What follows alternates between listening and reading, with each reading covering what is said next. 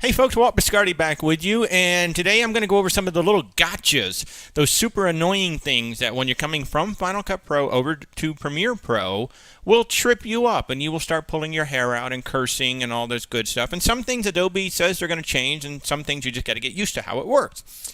So let's look at audio first. Okay, first and foremost, before you even import anything or do anything, bring any video in or anything, come on up here. Here's gotcha number one, Preferences, Audio. Right here, audio channels, default track format, use file. And if I click this, I've got mono stereo 5.1.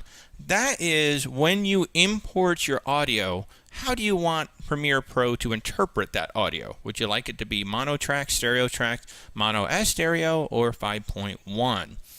This is huge because once you get working in Adobe Premiere, the audio tracks are locked.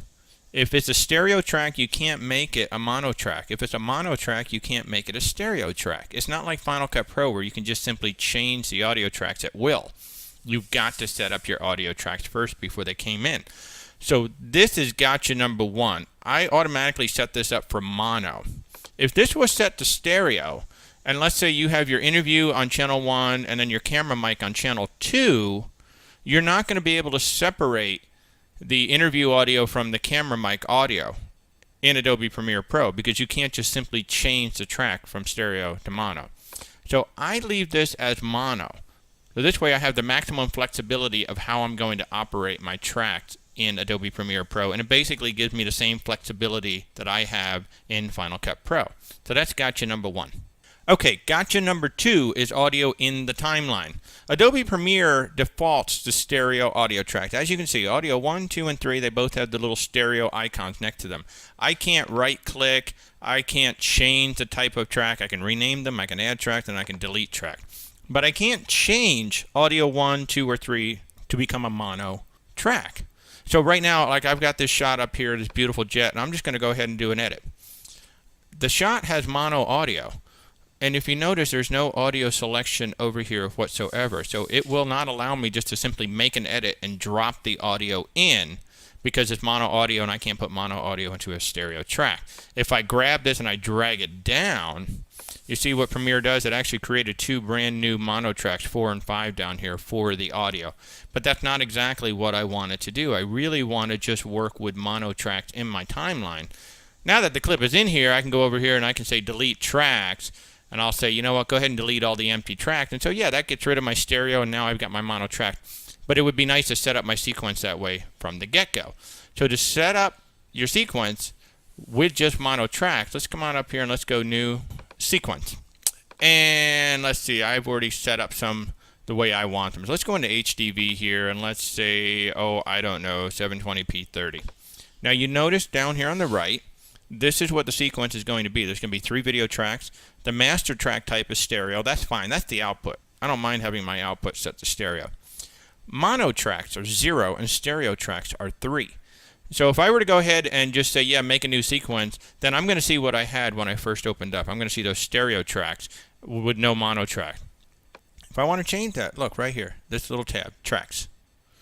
Here's where we change anything we want. You can set your master to be whatever. You can set how many video tracks you want defaulted. But here's the important part, mono and stereo. I'm going to change this to 6 mono tracks. I'm just going to delete all the stereo tracks. I don't want any myself. I want no stereo tracks. And if I want to, I can save this preset as, you know, HDV 720 30p with mono audio. There we go.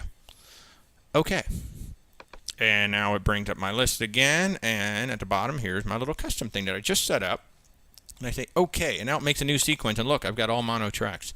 Now I have total control of my audio and how I want to lay it out, and if I go ahead and hit, you know, insert edit, zoom in on there we go. It went ahead and edited in my one audio track. So that's how you set up to do mono audio versus stereo audio in Premiere. Okay, gotcha number 3. Quite understand why it's this way. I'm going to go ahead and delete this clip out, but it is. To select the video track or the audio track that you want to go ahead and make your edit in, you have to select both the selectors over here on the left and the track name. If you saw what just happened a second ago in the second gotcha, I'm going to go ahead and edit in. Now look, I've got video, audio 1 and audio 2 selected, but only audio 1 came in. You actually have to select the audio track name or the video track name in addition to the selector. So now if I come back here, let me delete this out, I'll edit it in again, and now look, now I've got both channels of audio that comes in. This is really dumb, and I don't understand this, why we have to do this extra step, and Adobe's well aware that this should not be. But for now, if you want to edit in, this second audio track, you have to have that selected. So now I make my edit, and I'm expecting to see audio 2 down here on track 5 because I've got it selected. I've got to select the track name as well. Let me go back. Let's get rid of this, and let's go ahead and make the edit. There you go. There's gotcha number 2. You've got to have the selector and the track name on the track that you want to edit into. Ooh, bad audio edit. Sorry about that, but I tend to ramble on. So, okay, this next gotcha, this is the one that's going to drive you absolutely batty. Trust me, because it drives me batty all the time. So I just zoom in. All right, so I'm just going to mark in, I'm going to mark out. I'm going to deselect the audio. All I want to do is edit in the video. I don't want to edit in the audio. Let me zoom out just a little bit here. Okay, I go ahead and make my edit. It cut away my audio. I don't have audio selected. All I want to do is make a video edit. Yes, ladies and gentlemen, you must deselect the track names before you make the edit. Undo what I just did. Track names are deselected. Audio tracks are deselected. Make my edit. Voila. Now I have video only. That's the one that you will absolutely pull your hair out at times. And trust me, that's the first thing I said to Adobe was, why does it do that? And it was kind of a roundabout answer that I got back that I won't repeat. But anyway, suffice it to say, that's the one that's going to be the biggest gotcha of anything. Even if you don't have the tracks enabled, if you just have it selected, and I do an insert edit, I just blow away the audio for no apparent reason. And undo, deselect, now make my edit again, and now my audio is safe. So, coming from Final Cut Pro, that's probably the biggest gotcha. Okay, here's something that's going to get you after you start playing with it, because this thing's a lot of fun. The audio mixer in Adobe Premiere Pro is quite a bit different than what we're used to in Final Cut, and it's a beautiful piece of equipment here. But one of the cool things that it does, I can go ahead and set this to write mode. I can set this to write mode, okay? So now, this is going to automate my audio controls in the tracks. And this is super cool. So let's just go ahead. I'm going to hit play. I'm just going to pull this volume down to here. I'm going to ride it back to here. I'll ride it to there. Oh, I'm just kind of fading the music up and down. Stop. Look, here's my keyframes. It actually did it on the fly. It actually recorded what I did on the fly with the mixer. Let's just go ahead and play again. I'm going to switch audio 4. I'll pull this down to almost nothing. Now I'll ride this up nice and slowly and stop. Show me my track keyframes, and there they are. Look at that. There are my track keyframes. So this is amazingly cool that it now does all my audio in real time. And you're thinking, God, this is the greatest thing in the world. But you know what I want to do? I want to insert another shot before all this gets started. So let's just say in, let's say out, Final Cut Pro F9, right? That's insert edit. You see what just happened? Here, I'll insert again. I'll insert again. I'll insert again. Look what's happening. The clips are all sliding down, but the keyframes from my audio mixing are staying place. Why? Because these are track level changes. These are not clip level changes. This is probably number 1 on my list to Adobe to add, is to make these keyframes be clip adjustable rather than track adjustable. So this will get you big time if you do something like this early. Basically, what Adobe is telling me right now is don't do this until the very end of your edit, because obviously this is a finishing thing. You don't want to do your mix until the very end. But a lot of times I like to just ride the audio for my review clips that I throw up online for my client to see, so he doesn't, hey, the music's way too loud. Why is it so loud? Well, I haven't mixed it yet. But sometimes you just want to do a quick mix. Now, if you get yourself into this fix, you've already mixed it, and you're like, oh, crap, I got to put a slate at the beginning of this thing. Well, the easy thing to do is just simply create a new sequence and just drag it in here. In this case, I happen to have the sequence here. So that's sequence 9. Oh, my God, my audio's all mixed. So let's just grab sequence 9 and just drag it in. And that is the quick workaround. Now at least my volume is still going up and down the way I had it in the other one, but I can go ahead and insert something in here and all my keyframes will stay. So if you get yourself into this little pickle where, oh crap, I got to insert something, just throw it into a new sequence and you'll be fine. Since we're still on audio, how about another quick audio tip? If you look over here in audio effects, you don't see gain. Gain is nowhere in there, and gain is something I use a lot, especially for interviews where I need to boost them.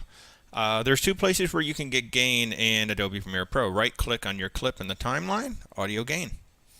Set gain to adjust gain by, normalize peaks to, normalize all peaks to. So you've got some better controls than you did in Final Cut.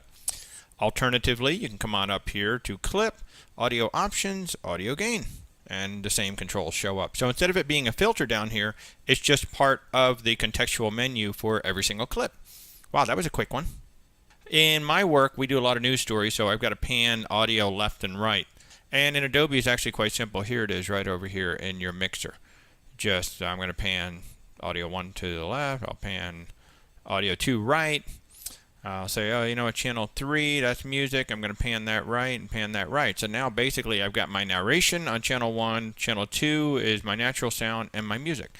And that's how I would then send it out to a network. And you can clearly see the audio is way too hot. And actually you can still see my automation going on with the mixers from when I set my keyframes. Look at that. See 3 and 4? They're going up and down just like a virtual mixer, which is actually kind of cool to watch.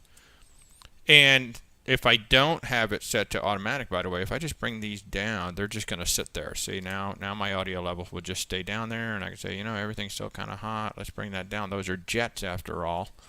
So now my levels are starting to come back down. You can also bring your master volume down right there. So you have a lot of audio controls. I strongly encourage you to play with this audio mixer because it's really quite a bit more powerful than what we played with in Final Cut Pro. So those are some quick gotchas, tips, and tricks that I hope keep you from pulling your hair out and cursing at the application. And I strongly encourage you to go to Adobe's website and fill out the feedback form and say, hey, this is what we'd like to see. Adobe is seriously listening to what we are saying. And in fact, if you haven't seen it yet, they just bought SpeedGrade. They bought the whole company. And there is a link right now. They want to know, what would you like Adobe to do with the software? How would you like them to integrate it into the application? So go to the website, tell them, hey, this is what I'd like you to see, and go give them some feedback on CS 5.5 and say, hey, this is what we'd like to see in Premiere moving forward. They are truly listening. So until next time, I'm Walt Biscardi. Happy editing.